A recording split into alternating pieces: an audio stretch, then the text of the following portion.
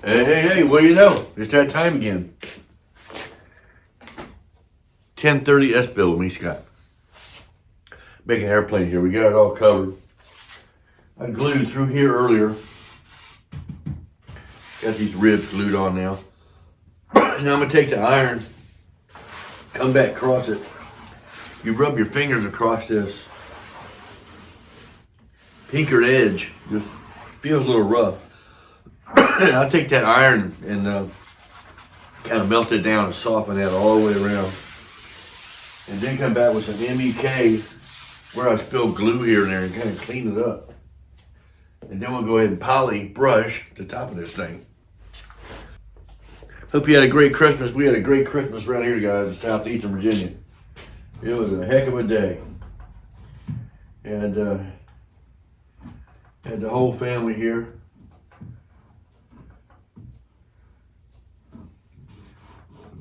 The close family. Approximately, I think there might have been 24 people here yesterday, something like that. This is a very time-consuming process, just like everything else.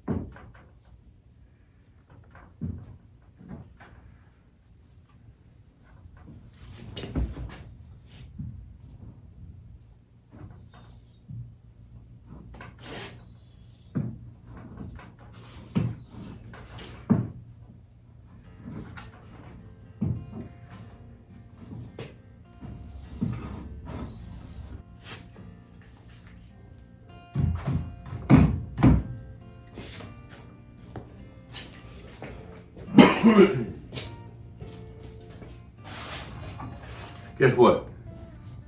It is a beautiful day here in southeastern Virginia. A little cold, and that's what happens when it's cold out. But, it's wintertime. Beautiful day, though. Beautiful, beautiful day. Good day for flying. Those of you guys that are up in the air, salute.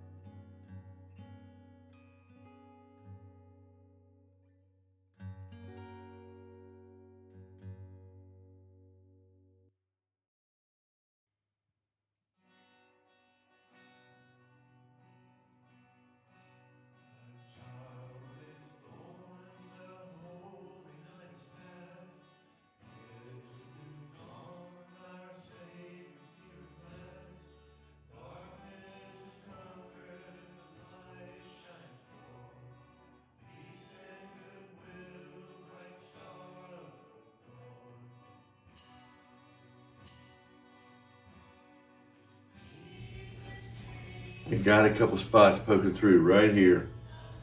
Freaking little things that hold the wood. I thought I had it down low enough, but it's burning right here. I'm gonna figure out how to cut those off. I know that was fun to watch, but I'm done ironing the top and pretty much most of the sides, and so we'll go ahead and give it a break, and then I'm gonna come back with some MEK on a good quality rag and wipe across everywhere and try to get rid of all the little rough spots and glue buildup and stuff like that. Then I'm gonna take some little fine 320, 400 grit sandpaper, just usually dry, I'm not gonna do it wet, and sand down the joints, which isn't much at all. I'm just talking about the little burrs and little stuff that you can feel with your finger, you know, when you drag across the joints. But it'll actually, if it's glued in good, it's hard, it's solid, so that the sandpaper actually just soften the edges is all it does. All right, then we'll wipe it down again, and we'll go ahead and put on the first coat of poly brush on the top. Then I'll roll over and get the sides. And then I figured out I'm going to make a paint booth right here around the workbench and start storing stuff in my office once it's painted to keep it clean and warm and all that. So stand by for the adventure, the 1030S build with me, Scott. I think the new Minimax USA, their new model is 1030F, I believe, because it's got a Firth motor or something on it. You know, that last letter designation is for the type of motor. Mine was originally a 1030R, and because it had a Rotax motor. So when it was sold, it was called a 1030R, but now it's a one and only 1030S as far as I know, with a Simonini motor. We'll see how it goes. We're still a ways from making a runway. We're making progress, but this cold weather's not helping us none. Hopefully with the beautiful days, Lord will give us a little bit more temperate weather. Keep the heat down. I just got the electric bill. I'm going to go ahead and ask that every one of y'all at least send in $5, and that'll cover this month. Thank you very much.